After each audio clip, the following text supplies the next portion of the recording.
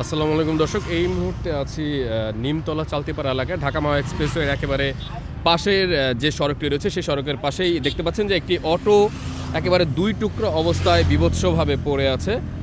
এবং আমরা যতটুকু জানতে পেরেছি বেলা 2টার সময় অ্যাক্সিডেন্টটি হয়। পেছন থেকে একটি বড় ট্রাক একেবারে সরাসরি ধাক্কা মারে, যে ধাক্কাটার কারণে একেবারে অটোটি দুই টুকরা হয়ে দুই সাইডে দুটি টুকরা পড়ে রয়েছে। এবং আমরা যতটুকু জানতে পেরেছি যে এখানে ড্রাইভার সহ মোটামুটি 3 জন আহত হয়েছে, তাদেরকে চিকিৎসার জন্য ঢাকা নিয়ে যাওয়া হয়েছে। এই ঢাকা মাওয়া এক্সপ্রেসওয়েতে কিন্তু প্রতি বছরই হাজার হাজার মৃত্যু হয় শুধুমাত্র এই সড়কটিতে সড়ক দুর্ঘটনায়। কিছুদিন আগেও একটি অ্যাক্সিডেন্ট হয়েছে।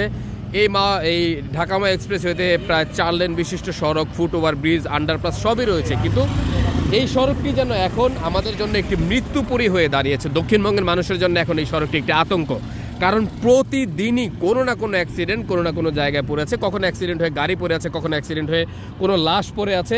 এবং এভাবে যেন মৃত্যুর সংখ্যা বাড়তে বাড়তে এখন আমাদের জন্য একটা আতঙ্ক হয়ে দাঁড়িয়েছে যে আমরা আসলে জানি না যে ঢাকায় গিয়ে আমরা আবার আমাদের সন্তানের কাছে ফিরে আসতে পারবো কিনা, আমাদের স্ত্রীর কাছে ফিরে আসতে পারবো কিনা। আর এভাবেই কিন্তু এই মৃত্যুগুলো ভয়াবহ রূপ নিচ্ছে।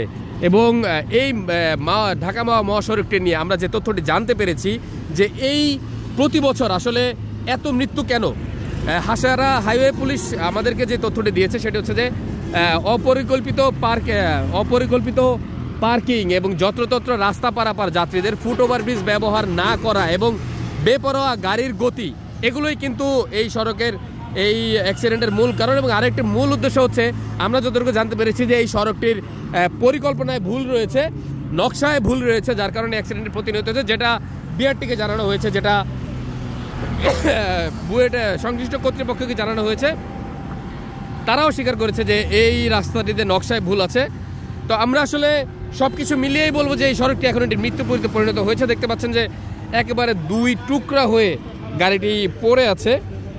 এখানে পিছনের টুকরাটি দেখতে পাচ্ছেন এবং এখানে সামনের টুকরাটি দেখতে পাচ্ছেন, কিন্তু ভাগ্যক্রমে আসলে জায়গায় নিহত হয়েছে এমন কোনো তথ্য আমরা এখনো পাইনি, যার কারণে আসলে এখানে কোনো যাত্রী আমরা দেখছি না।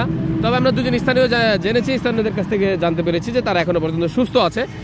এবং এই ধরনের সড়ক দুর্ঘটনা আসলে কারোই কাম্য নয়, কারণ প্রতিদিনই কোনো না কোনো মায়ের কোল খালি হচ্ছে। তো সংশ্লিষ্ট কর্তৃপক্ষের কাছে আমাদের দাবি থাকবে যে এই ঢাকা মাওয়া এক্সপ্রেসওয়েতে যেভাবেই হোক যাতে এই সড়ক দুর্ঘটনা কমে, সেই ধরনের জরুরি পদক্ষেপ যাতে সংশ্লিষ্ট কর্তৃপক্ষ নেয়।